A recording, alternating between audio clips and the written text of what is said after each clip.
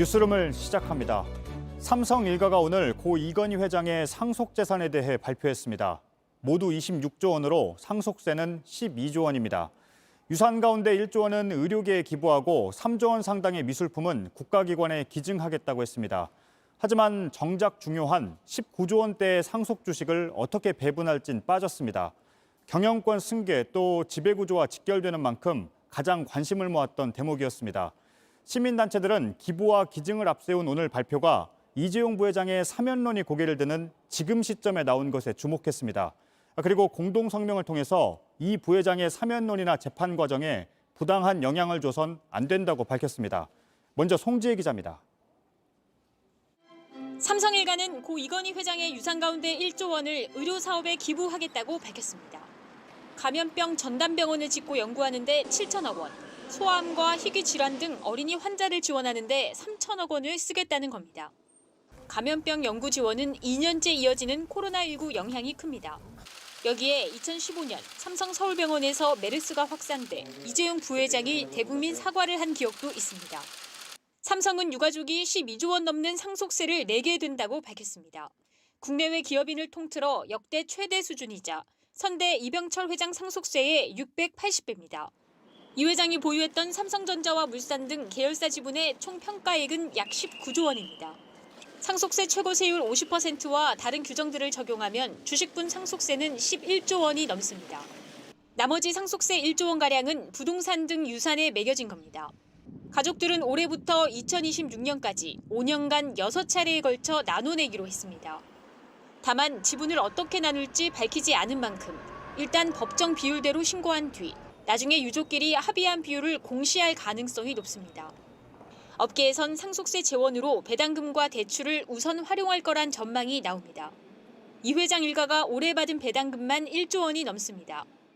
신용대출 이런 걸로도 얼마든지 해줄 거고요. 그게 아니라고 하게 되면 최태원 회장이 옛날에 주식을 가지고 담보로 해가지고 돈을 빌렸었거든요. 그런 형태도 얼마든지. 앞서 증권가에선 상속세를 줄이기 위해 이건희 회장의 삼성전자 지분을 가족이 아닌 삼성물산이 물려받을 수 있다는 관측도 나왔습니다. 삼성물산이 법인세를 내는 대신 가족들이 낼 상속세는 5조 원 수준으로 줄어든다는 건데 이 방법은 택하지 않았습니다. 국세청 관계자는 12조 원을 그대로 내겠다고 한 건 전공법을 택한 것 같다고 했습니다. 그러면서 상속 신고서를 받은 뒤 세금을 제대로 신고했는지 검증하겠다고 말했습니다.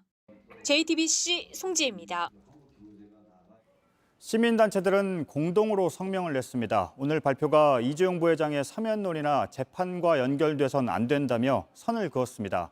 상속세를 내는 건 당연한 의무이고 1조 원을 기부하는 건 이미 13년 전에 특검에 수사를 받을 때 했던 약속이라는 겁니다. 정아람 기자입니다.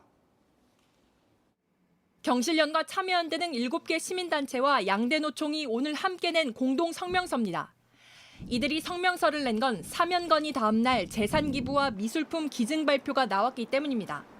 어제 대한상의를 비롯한 5개 경제단체는 이 부회장 사면 건의서를 청와대에 제출했습니다. 이에 대해 이들 시민단체는 뇌물을 준 것에 대해 유죄 판결을 받고 주가 조작 등 혐의로 재판 중인 이 부회장을 사면한다면 사회정의와 법치주의를 무너뜨리는 것이라고 지적했습니다. 어떤 일을 하더라도 경제를 핑계로 해서 처벌받지 않을 수 있다라는 또 잘못된 시그널을 줄 수가 있어요. 그 사면을 해줬을 때 오는 부작용 같은 것들이 매우 크다. 시민단체들은 고 이건희 회장 유산의 상속세 납부와 기부는 이 부회장의 사면과는 별개라고 강조했습니다. 상속세 납부는 납세자가 당연히 해야 할 일이며 1조 원 기부 역시 2008년 약속된 일이었다는 설명입니다. 2008년 특별검사팀 조사로 삼성은 4조 5천억 원대 차명 계좌를 운용한 사실이 드러났습니다. 이러자 고 이건희 회장은 대국민 사과문에서 빠진 세금을 납부하고 남은 것은 사회에 환원하겠다고 밝혔습니다. 이 약속이 13년이 지나 이번에 실행에 옮겨졌습니다. 2014년 고 이건희 회장이 급성 심근경색으로 쓰러진 데다 이 부회장이 국정농단 사건 등에 휘말렸기 때문입니다. 삼성이 저지른 불법의 결과물에 대한 사회환원 조치가 기부행위로 포장되어 사면론이나 이후 재판 과정에 부당한 영향력을 미쳐서는 안 될 것입니다. JTBC 정아람입니다. 네, 산업부의 이지은 기자가 나와 있습니다. 기부 또 기증, 사실 이런 단어 속에 가려지는 측면이 있는데 경영권 승계와 관련된 주식 배분이 빠져 있습니다. 그런데 발표에 빠졌지만 예상은 할 수가 있습니까? 네, 그렇습니다. 결론부터 말씀드리면 현재 삼성 총수인 이재용 삼성전자 부회장의 지배력을 강화하는 쪽으로 될 가능성이 큽니다. 예. 지배 구조를 좀 보도록 하겠습니다. 이 부회장이 가지고 있는 삼성전자 지분은 상당히 좀 미미한데 보시면 이 부회장 삼성물산, 삼성생명 그리고 삼성전자 이렇게 이 부회장은 삼성물산을 통해 그룹의 핵심인 삼성전자를 지배하고 있는 겁니다. 그 다음 그래프를 한번 보시도록 하겠습니다. 고 이건희 회장의 유산 중 일부인데요. 삼성전자 지분을 4% 이상 가지고 있고 삼성전자 4% 그리고 삼성생명 20%를 넘게 가지고 있습니다. 이것을 유족이 어떻게 나눠 갖느냐에 따라서 이 지배 구조와 그리고 상속세 분담 비율이 달라질 수 있습니다. 네. 어떻게 나눌 걸로 예상이 되고 있습니까? 네, 오늘 지배구조 전문가들을 좀 취재해봤는데요. 이재용 부회장 그리고 이부진 사장, 이서연 이사장 이 3남매가 법정 비율대로 똑같이 나눠 가질 가능성이 크다고 합니다. 예. 그게 서로 상속세 부담을 좀 덜어낼 수 있다라고 판단을 했다는 것인데요. 그리고 이재용 부회장으로서는 이 본인 지분보다 아까 말씀드렸다시피 삼성물산 지분으로 이 삼성전자에 대한 지배력을 더 키우는 게 낫다고 판단했을 수 있다는 것입니다. 이 전문가의 말을 들어보겠습니다. 예. 법정 상속 비율로 배분이 가능할 것 같고요. 향후에는 지배구조 자체는 삼성물산이 삼성전자 지분을 강화하는 형태로 갈 거라고 보고 있습니다. 네, 예를 들어서 현재 국회에 걸려있는 보험업법 개정안이 통과가 되면 삼성생명이 삼성전자 지분을 대거 내다 팔아야 합니다. 이때 이 지분을 이 부회장이 대주주로 있는 삼성물산이 사들이는 방안이 거론되고 있는 것입니다. 네. 그러면 삼성전자의 지분을 바로 이재용 부회장에게 몰아줄 수도 있는 건가요? 네, 가능성은 있습니다. 삼성전자에 대한 지배력을 가장 확실하게 줄 수 있는 방법이기 때문입니다. 예. 그런데 이렇게 하면 이 부회장의 그 상속세가 많이 나오게 됩니다. 삼성전자 이제 4%가 넘는 이 지분 가치가 15조 원이 넘습니다. 그렇기 때문인데 여기에 더해서 여론이 더 안 좋게 받아들일 수 있다는 점도 의식한 것으로 보입니다. 네. 그러니까 지금 이 기자가 예상하기로는 어떻게 되더라도 이재용 부회장의 지배력이 강화하는 방향으로 갈 것이다. 네. 지금 이런 예상인데요. 사실 경영권 승계는 그동안 수사나 재판 과정에서도 쟁점이 됐잖아요. 네, 그렇습니다. 그렇기 때문에 이런 지배력 강화가 경영권을 유지하는 그런 수단이 돼서는 안 된다는 게 시민단체들이 지적하고 있는 부분입니다. 예. 이른바 오너 리스크가 커질 수 있다라고 우려를 하고 있는 건데요.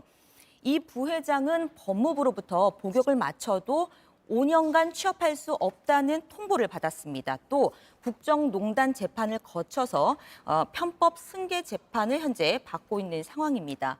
이 부회장이 지난해 5월에 대국민 사과를 하면서 이 전문 경영인 체제를 강화하겠다는 취지로 말했습니다.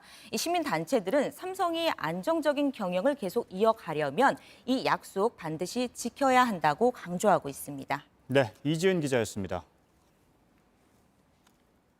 모네의 수련이 있는 연못, 또 달리의 켄타우로스 가족, 오늘 발표에서 새롭게 드러난 고 이건희 회장의 소장품들입니다.